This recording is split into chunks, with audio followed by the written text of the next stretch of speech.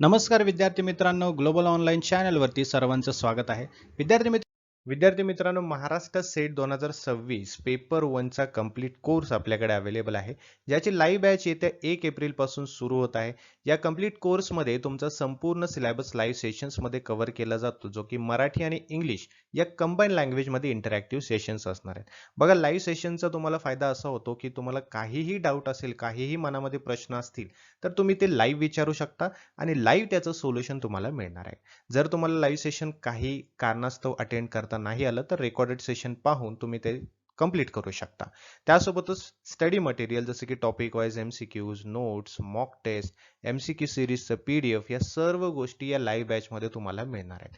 विद्यार्थी मित्रांनो, या नंबरवरती आजच व्हॉट्सअप मेसेज किंवा व्हॉट्सअप कॉल करून ही बॅच जॉईन करा आणि प्रिपरेशनला सुरुवात करा, किंवा ग्लोबल ऑनलाईनचं ॲप्लिकेशन डाउनलोड करा. ॲप्लिकेशनच्या थ्रू सुद्धा तुम्हाला ही बॅच जॉईन करता येईल.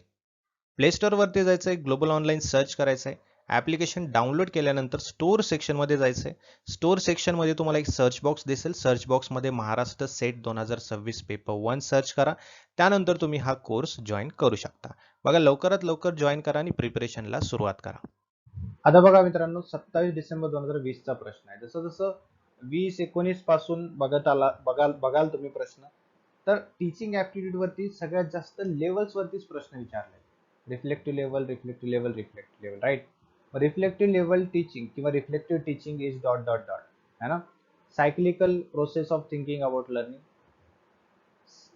linear process of thinking about learning, cyclical process of thinking about teaching की linear process thinking about learning. ठीक आहे, तर याचा राईट आन्सर आहे cyclical process of thinking about teaching. अध्यापनाबाबत विचार करण्याची चक्रीय प्रक्रिया आहे, राईट. बघा, a teacher should identify and teach accordingly. शिक्षकाने डॉट डॉट डॉट ओळखून अध्यापन केले पाहिजे. काय ओळखून केले पाहिजे? तर शिक्षकाने विद्यार्थ्यांमधील व्यक्तिभेद, इंडिव्हिज्युअल डिफरन्स अमंग स्टुडंट, कारण प्रत्येक विद्यार्थी हा सेम नसतो, वेगवेगळा असतो. प्रत्येकाची शिकण्याची पातळी वेगळी असते, ग्रास्पिंग पॉवर वेगळी असते. त्यामुळे त्या गोष्टी पाहून है ना, लक्षात घेऊन शिक्षकाला काय करावं लागतं? शिकवावं लागतं. Swayamprabha is group of dot dot dot channels devoted to telecast of high quality educational programs. ठीक आहे. आता बघा, 27 डिसेंबरचा हा प्रश्न आहे 2020चा.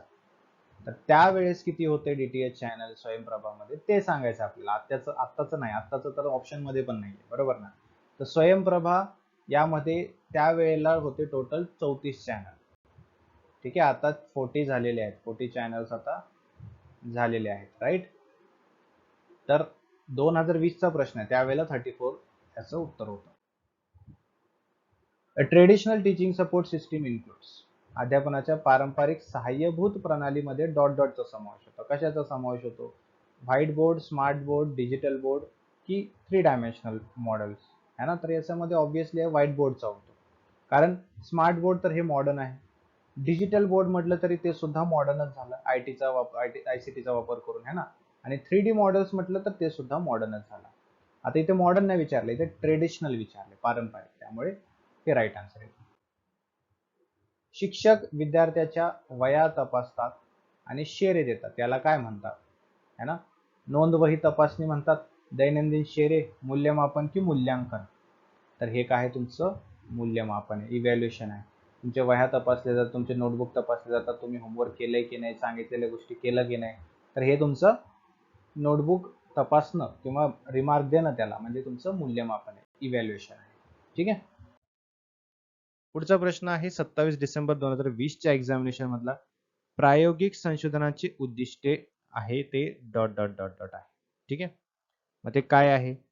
Establish association between variables, describe variables, study the application of theory, study trend analysis.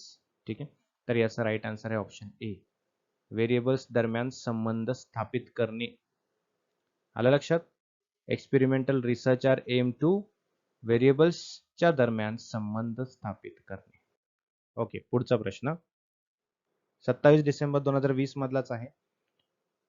न घेतलेल्या मर्यादा संशोधक असे म्हणतात. काय म्हणतात? Limitation laid down by the researcher are called as objectives, delimitations, assumptions की हायपोथेसिस. ठीक आहे, त्याला म्हटलं जातं ऑप्शन बी सीमांकन, डिलिमिटेशन्स. आलं लक्षात? पुढे, for any frequency distribution 50th percentile and dot dot dot are same. कोणत्याही वारंवारता वितरणासाठी 50व्या पर्सेंटाईल आणि डॉट डॉट डॉट हे समान आहेत. मीन, मेडियन, क्वार्टाईल डेव्हिएशन की स्टँडर्ड डेव्हिएशन. मग 50th म्हणल्या जर म्हणजे 50% असणार ते, बरोबर ना. 50th पर्सेंटाईल असेल तर 50% असणार आहे. तो मध्यभागी असल्यावर तो मेडियनच म्हणणार त्याला आपण, राईट? कारण मेडियन जर म्हटलं तर 50th पर्सेंटाईल असतो, म्हणजेच 50% डेटाच्या किमतीच्या आधी आणि 50% डेटा त्याच्या नंतर असतो, बरोबर. म्हणजे 50% लिहिलेलं आहे त्याच्या आधी आणि 50% त्याच्या नंतर, मग त्याचा मधला भाग जो आहे त्याला काय म्हटलं जातं? मीडियन. ठीक आहे. पुढचा प्रश्न, एक संशोधक पूर्वीच्या शोध निबंधाचा डेटा वापरतो आणि नवीन शोध निबंध प्रकाशित करतो. हे डॉट डॉट डॉट आहे, म्हणजे हे काय आहे? एथिक्स आहे, नैतिकता आहे की अनैतिकता आहे की परवानगी आहे की योग्य आहे? है ना? तर ऑब्विसली हे काय आहे? अनैतिक आहे. कसं आहे? अनैतिक. जर एक संशोधक एखाद्या आधीच्या संशोधनाचा डेटा वापरत असेल आणि त्याचे योग्य श्रेय सुद्धा देत नसेल, तर तो डेटा आपल्या नावे प्रकाशित करत असेल तर ते अशुद्ध आहे किंवा अनएथिकल आहे किंवा अनैतिक आहे. ठीक आहे. सोक्रेटिसने दिलेल्या डॉट डॉट डॉट सत्य शोधण्याची पद्धत, experimental observation, criticism, dialogue. Socrates has given dot dot method of discovering the truth. तर ते आहे डायलॉग मेथड. कुठली मेथड? Dialogue method. सोक्रेटिसने सत्य शोधण्यासाठी डायलॉग मेथड दिलेला आहे.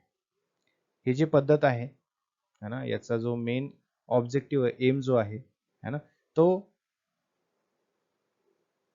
क्वेश्चन्स म्हणजे प्रश्नोत्तर जे आहेत याच्या माध्यमातूनच सत्य शोधायचं आहे असं त्यांचं म्हणणं होतं.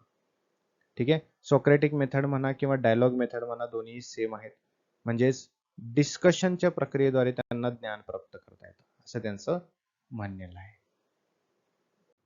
While defining communication, okay, Miller focuses on dot dot dot dot dot. Okay, काय सांगितलं या ठिकाणी? मिलर जे आहेत, मिलर है ना, त्यांच्या मते जेव्हा आपण कम्युनिकेशन डिफाईन करत असतो है ना, त्यावेळेस आपण मिलरच्या मते कशावरती फोकस करत असतो? त्या डॉट डॉट डॉटच्या जागी काय आहे? ओके, डॉट डॉट डॉटच्या जागी काय आहे? मग बिहेवियरल चेंज ऑफ रिसिव्हर आहे, मेसेज आहे, परसेप्शन आहे की सेंडर आहे? है ना, म्हणजे संप्रेषणाची व्याख्या आपण सांगताना है ना किंवा करताना मिलर कशाकडे लक्ष केंद्रित करतात? मग ते मेसेज वरती, परसेप्शन, सेंडर की जो रिसिव्हर आहे त्याच्या बिहेवियरच्या चेंज वरती? ठीक आहे. काउंटडाऊन स्टार्ट केलेला आहे मी, सर्वांनी त्या काउंटडाऊनच्या अंतर्गत सांगायचं आहे काय आहे तुमचं राईट आन्सर. ए आहे म्हणजे बिहेवियरल चेंज ऑफ रिसिव्हर, जे प्राप्तकर्ता आहे, ज्याला मेसेज मिळणार आहे है ना, त्याचा स्वभाव, त्याचं वर्तन बदल झालं याच्यावरती फोकस करणं म्हणजे कम्युनिकेशनची डेफिनेशन आहे का? किंवा मेसेज म्हणजे जे संदेश आपल्याला पोहोचवायचा आहे तो मेसेज वरती जास्त फोकस केला पाहिजे, की परसेप्शन म्हणजे काय समज तुमची है ना, विचार करण्याची प्रणाली, किंवा सेंडर म्हणजे कोण? जो मेसेज सेंड करणार, जो संदेश पाठवणार आहे है ना. तर मिलरच्या मते बिहेवियरल चेंज ऑफ रिसिव्हर म्हणजे जो रिसिव्हर आहे, जो प्राप्तकर्ता आहे, त्याच्या वर्तनामधला बदल याच्यावरती जास्त फोकस केला जातो. वाईल डिफाइनिंग द कम्युनिकेशन, कम्युनिकेशनची व्याख्या सांगताना मिलर कशावरती जास्त फोकस करतात? तर मिलर फोकस करतात रिसिव्हरच्या बिहेवियरच्या चेंज वरती. Okay.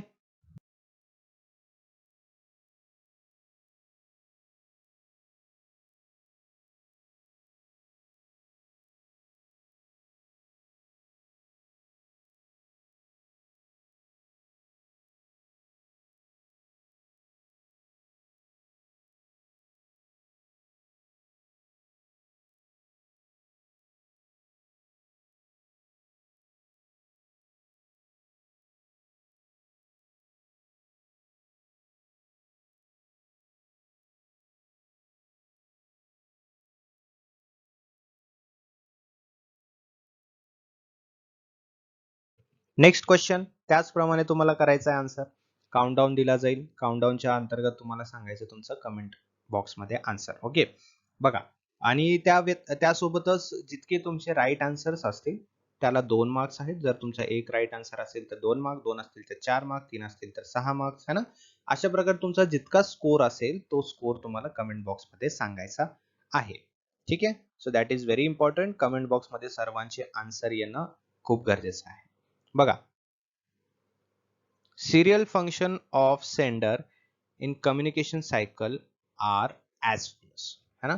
Serial function of sender म्हणजे सेंडर जेव्हा मेसेज सेंड करतो कम्युनिकेशन मध्ये त्यापासून ते पूर्ण संप्रेषणाची कम्युनिकेशनचा जो सायकल आहे जी प्रोसेस आहे है ना त्याचे स्टेप्स कशा प्रकारे असतील असा थोडक्यात हा प्रश्न आहे. मग ऑप्शन ए काय म्हणतोय कलेक्शन, त्यानंतर फॉर्म्युलेशन, मग encoding and then projection, or the second option which is saying receiving पहिलं receiving मग decoding मग interpretation and then projection, की ऑप्शन सी पहिलं receive मग formulate मग decode and then projection, की ऑप्शन डी पहिलं encode मग फॉर्म्युलेट करणं मग डिकोड करून प्रोजेक्शन करणं है ना.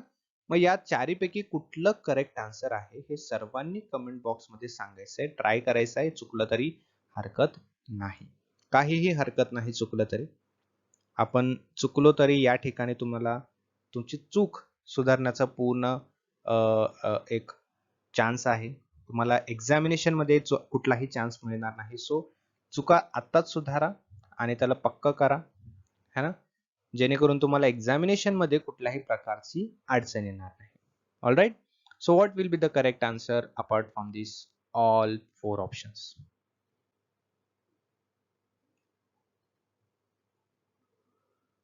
Not apart from these, from these 4 following options. Okay. Option E is the correct answer. पहिलं collection, ठीक आहे, then formulation, then encoding and then projection. Okay. पुढचा प्रश्न बघा.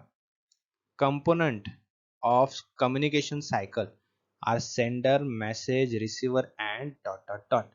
या डॉट डॉट डॉटच्या ठिकाणी काय असेल? नॉइज आहे, मीडिया आहे, बॅरियर्स आहे की फीडबॅक आहे.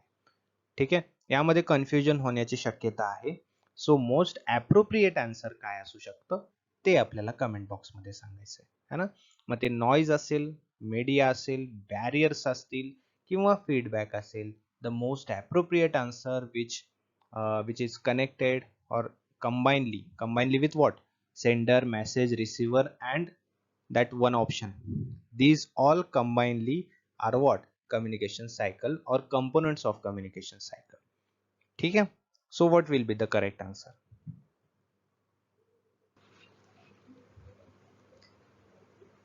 Feedback. ठीक है. Feedback is the correct answer. Sender असतो, message असतो, receiver असतो आणि feedback असतो. That is the components of communication cycle. Next question is saying which of the following is one of the communications based on the number of parties involved? Personal communication, formal communication, horizontal or informal. Okay.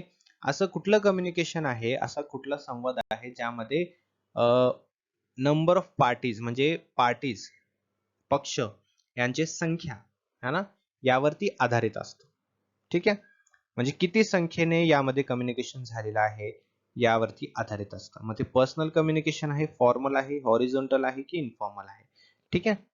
Comment box मध्ये सर्वांनी सांगायचंय.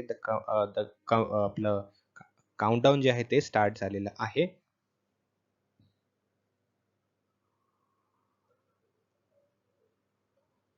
असं कुठलं communication आहे ज्यामध्ये की पक्षांची संख्या त्यामध्ये इन्व्हॉल्ड असते. Okay. So the correct answer is option C, horizontal communication. So what is horizontal communication? What is vertical communication? These are the types which comes in the internal communication. Okay. So internal communication, external communication असे काही communication चे types असतात. Internal communication मध्ये horizontal आणि vertical आहे ते आपण one by one बघूया.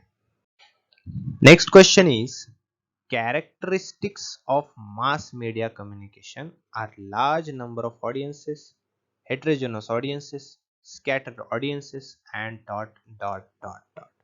So what is the dot dot dot?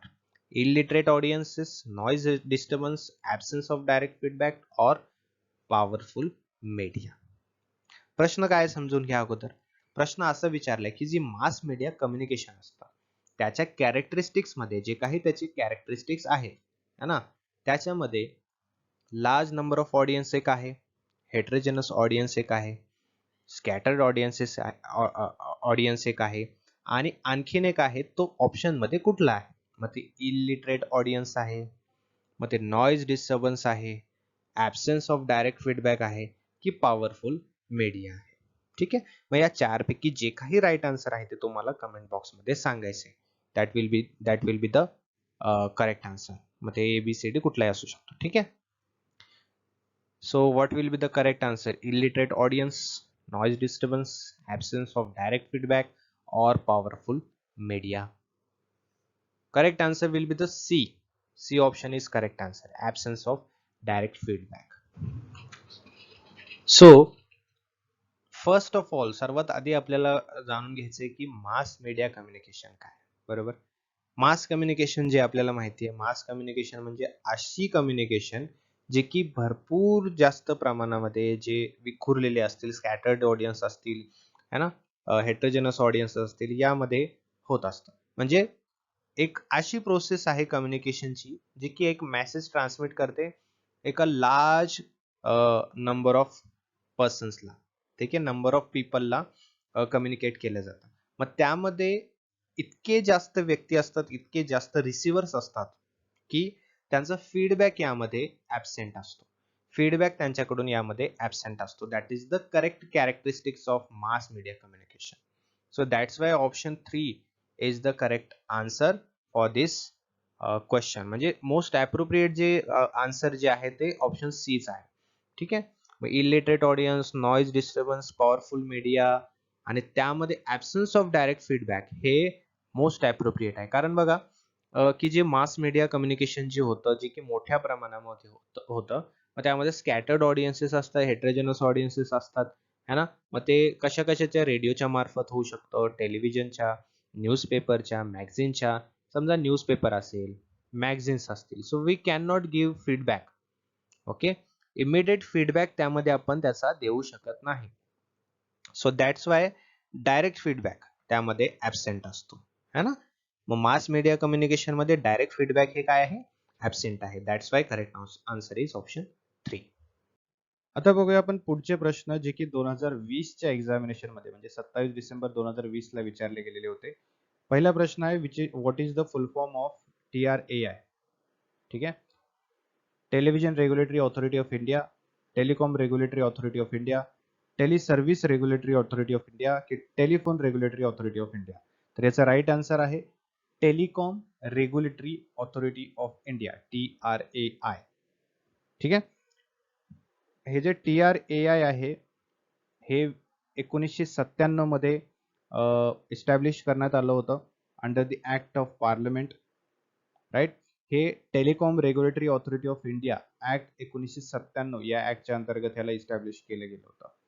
याचं मिशन जो आहे तो आहे की टेलिकम्युनिकेशन आपल्या देशामध्ये टेलिकम्युनिकेशनची ग्रोथ करण्यासाठी है ना, त्याला रेग्युलेट करण्यासाठी, त्याचं कामकाज व्यवस्थित सुरळीत करण्यासाठी हे TRAI जे आहे ते कार्यरत आहे. ठीक आहे. पुढचा प्रश्न बघा. In which year the Information Technology Act was enacted in India? कोणत्या वर्षी माहिती तंत्रज्ञान कायदा लागू केला गेला होता? 2005, 1980, 2000 की 1990? ठीक आहे.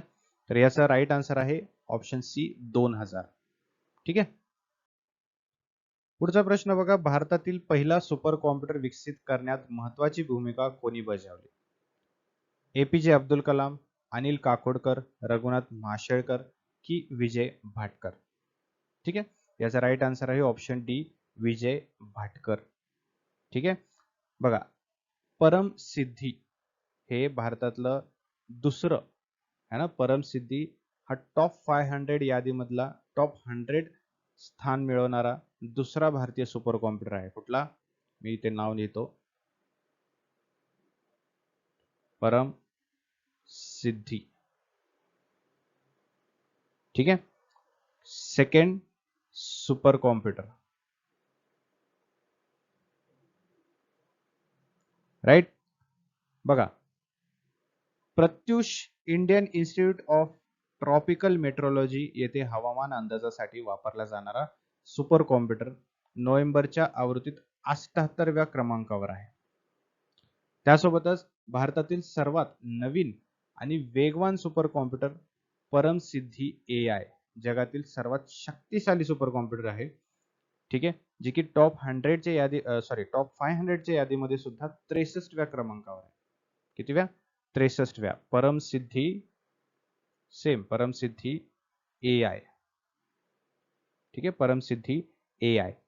आणि विजय भाटकर जे आहेत, ठीक आहे, यांनी हे सुपर कॉम्प्युटर मधील भारताच्या राष्ट्रीय उपक्रमाचे शिल्पकार म्हणून यांना ओळखले जातं, जिथे त्यांनी परम सुपर कॉम्प्युटर मध्ये विकासाचं नेतृत्व केलेलं आहे. त्यांनी 1991 मध्ये पहिला भारतीय कॉम्प्युटर परम 8000,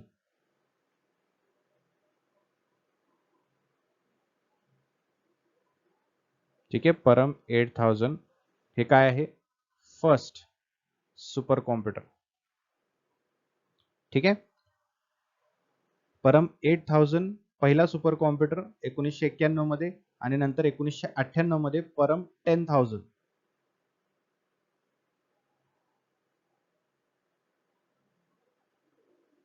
ठीक आहे, परम 10000 असे त्यांनी विकसित केलेले आहेत. समजलं? तर विजय भाटकर यांनी खूप मोठं योगदान केलेलं आहे भारतामध्ये सुपर कॉम्प्युटर डेव्हलप करण्यासाठी. ठीक आहे. पुढचा प्रश्न बघा. महाराष्ट्र सरकारने शाळांना सर्व विद्यार्थ्यांची माहिती वेब पोर्टलवर देणे बंधनकारक केलेले आहे. तो कुठला पोर्टल आहे? पवित्र, सरल, सारथी, शालार्थ. तर तो आहे सरल. ठीक आहे. सरलचा फुल फॉर्म आहे सिस्टमॅटिक. ठीक आहे, systematic reform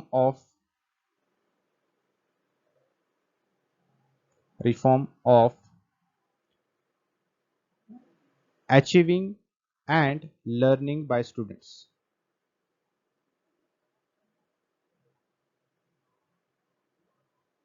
and learning by student. ठीक आहे. सिस्टमॅटिक रिफॉर्म फॉर, इथे फॉर आहे. Systematic reform for achieving and learning by student असा याचा फुल फॉर्म आहे. कशाचा? सरलचा. ठीक आहे. हे सरल जे आहे एक असं प्लॅटफॉर्म आहे जिथे प्रत्येक स्कूल्सना त्यांच्या स्टुडंटची माहिती ही स्टोअर करावी लागते. ठीक आहे. हे गव्हर्नमेंट ऑफ महाराष्ट्राने दिलेला एक कंपल्सरी आदेश आहे. खालीलपैकी कोणता भारतातील उच्च शिक्षणासाठी डिजिटल उपक्रमाचा भाग आहे? National school of digital arts, national academic depository, central data of Indian universities की डिजिटल विद्या. तर याचा राईट आन्सर आहे नॅशनल अकॅडमिक डिपॉझिटरी. ठीक आहे. नॅशनल अकॅडमिक डिपॉझिटरी NAD ज्याला शॉर्ट मध्ये म्हणतो, हा भारत सरकारचा शिक्षण मंत्रालय है ना, याला पूर्वी MHRD म्हणायचो आपण, याच्या अंतर्गत केलेला उपक्रम आहे जो की शैक्षणिक पुरस्कारांचा डिजिटल डेटाबेस तिथे स्टोअर करतो. ठीक आहे. शैक्षणिक संस्था, त्यानंतर DS पात्रता, मूल्यमापन, संस्थांनी दाखल केलेले प्रमाणपत्रे, डिप्लोमा, पदव्या, गुणपत्रिका, या सर्व गोष्टी NAD म्हणजेच नॅशनल अकॅडमिक डिपॉझिटरीवर स्टोअर केले जातात. ठीक आहे. Biomedical waste of human animal tissue and organ and infected body parts are to be disposed using. हे जे सर्व पदार्थ आहेत है ना, बायोमेडिकल वेस्ट आहे, ह्युमन वेस्ट आहे, ॲनिमल्सचे टिश्यूज आहेत, ऑर्गन्स आहेत, इन्फेक्टेड बॉडी पार्ट्स आहेत है ना, त्याला काय म्हणतात, त्याला डिस्कार्ड कसं केलं जातं? ऑटोक्लेविंगने, मायक्रोवेव्हने, कंपोस्टिंगने की इन्सिनरेशनने. तर त्या गोष्टींना इन्सिनरेशन पद्धतीने काय केलं जातं, त्याची विल्हेवाट लावली जाते. इन्सिनरेशन म्हणजे थोडक्यात एका भट्टीमध्ये त्याला पूर्णपणे जाळलं जातं. ठीक आहे. विदिन व्हेरी लेस टाइम हे इन्सिनरेशन पद्धत जी आहे ती होऊन जाते.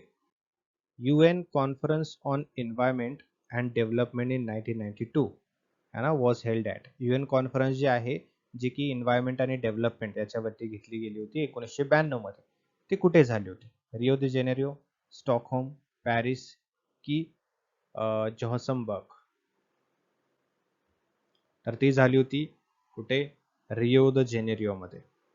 UN nation conference on environment and development, UNCED ज्याला आपण म्हणतो. ठीक आहे, हे लक्षात ठेवा. United nation conference on environment and development. ठीक आहे, यालाच रिओ कॉन्फरन्स, अर्थ समिट असं सुद्धा म्हटलं जातं. हे एक मेजर UN कॉन्फरन्स होता जो की रिओ द जेनेरिओ मध्ये जून 3 ते जून 14 1992 ठीक आहे, या सालापर्यंत घेतलं गेलं होतं. One of the following waste is not under hazardous one. ठीक आहे, खालीलपैकी एक कचरा धोकादायक नाही. आता मागील प्रश्नपत्रिकेत आपण पाहिलं होतं की खालीलपैकी धोकादायक कचरा कुठला आहे, आणि आता काय विचारले, खालीलपैकी धोकादायक कचरा कुठला नाही. ॲग्रिकल्चरल रेसिड्यू अवशेष, केमिकल रासायनिक, पेंट की इलेक्ट्रोप्लेटिंग वेस्ट. तर ऑब्वियस आहे यामध्ये ॲग्रिकल्चरल रेसिड्यू शेतीचे अवशेष असतील है ना, तर ते हजार्डस नाहीये, ते डिग्रेडेबल आहे है ना. पर्यावरणामध्ये ते काय होतं, त्याचं डिझॉल्व्ह होऊन जातं. केमिकल, पेंट, इलेक्ट्रोप्लास्टिक वेस्ट हे जास्त हजार्डस आहेत कारण हे निसर्गामध्ये डिझॉल्व्ह होत नाहीत. ठीक आहे. Landslide hazard are common in the hilly region due to. डोंगराळ प्रदेशात भूस्खलनाचे धोके सामान्य आहेत कारण वनस्पती नष्ट होणे, मातीचे नुकसान, कटिंग ऑफ हिल स्लोप्स, डोंगर उतार कापणे की ऑल ऑफ द अबो. तर याचा राईट आन्सर आहे हे सर्वच रिझन आहेत किंवा हे सर्वच रिस्पॉन्सिबल आहेत लँडस्लाइड हजार्ड होण्यासाठी. डोंगराळ प्रदेशात जे भूस्खलन होतं त्यासाठी हे सर्वच कारणीभूत रिझन आहेत. International Solar Alliance was establish to promote the solar energy. The headquarter is established at. International Solar Alliance जे आहे, जे आपल्या प्राईम मिनिस्टरनी इनिशिएटिव्ह घेतलं होतं, हे याचे हेडक्वार्टर कुठे आहे? ग्वालपहरी, बेंगलुरू, दुबई की Nairobi? Obviously it should be in India है ना. ग्वालपहरी, गुरगावमध्ये याचं लोकेशन किंवा ह्याचं जे हेडक्वार्टर जे आहे ते आहे. ठीक आहे, समजलं. चालो. 27 डिसेंबर 2020 चा प्रश्न आहे.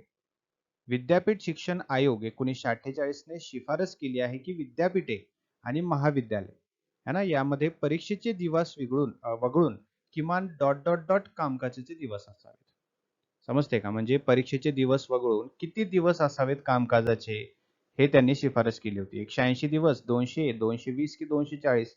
तर ते होतं 180 दिवस. राईट. यांनी आणखीन एक सांगितलं की युनिव्हर्सिटीमध्ये ऍडमिशनसाठी है ना, ऍडमिशन जे आहे युनिव्हर्सिटी मधलं ते 12 वर्षानंतर असावं स्कूल कोर्सच्या माध्यमातून, आणि फर्स्ट डिग्री जी आहे ती असावी 3 वर्षाची, जी की कॉलेजिएट एज्युकेशन असते. राईट.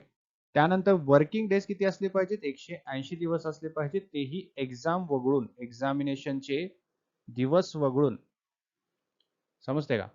किती असावेत? 180 दिवस वर्किंग डेज असावेत. आणि त्यामध्ये विद्यार्थी किती असावेत? युनिव्हर्सिटीमध्ये 3000 आणि ॲफिलिएटेड कॉलेजमध्ये 500 असं असावे, त्यांचं असं रिकमेंडेशन होतं, शिफारस होती. आलं लक्षात? सो 180 दिवस हे लक्षात ठेवा.